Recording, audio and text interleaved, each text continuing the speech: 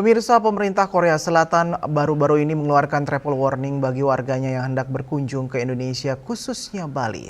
Peringatan perjalanan ini dikeluarkan menyusul meningkatnya sejumlah kasus kejahatan yang menargetkan wisatawan asing.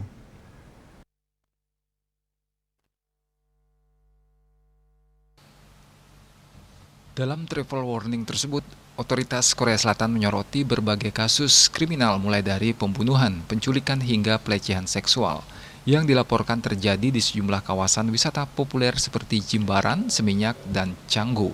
Menanggapi hal tersebut, Wakil Ketua PHRI Bali, Gusti Agung Rai Suryawijaya menyatakan bahwa dikeluarkannya travel warning mencerminkan adanya tingkat kekhawatiran yang cukup tinggi dari pemerintah Korea Selatan terhadap keamanan warganya. Menurutnya, travel warning merupakan hal yang wajar dan justru penting sebagai bentuk imbauan agar wisatawan lebih meningkatkan kewaspadaan selama bepergian.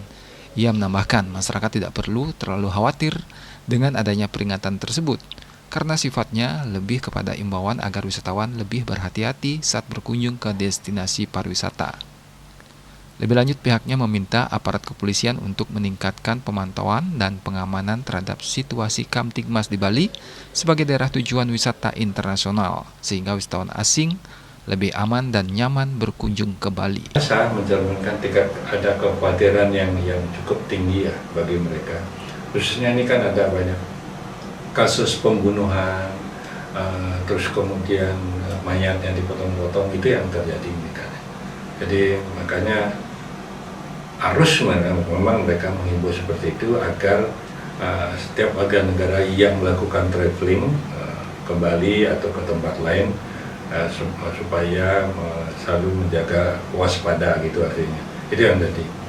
Namun kedepannya ini kita harus betul-betul menunjukkan concrete action, respon yang positif terhadap isu-isu negatif tentang kepariwisataan ini.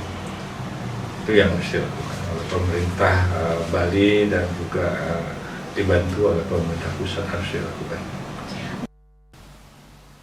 Gusti Agung Rai Suryawijaya menambahkan, hingga saat ini belum terdapat penurunan signifikan terhadap jumlah kunjungan wisatawan asal Korea Selatan ke Bali.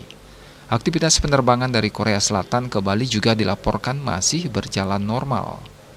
Yana, Bali TV.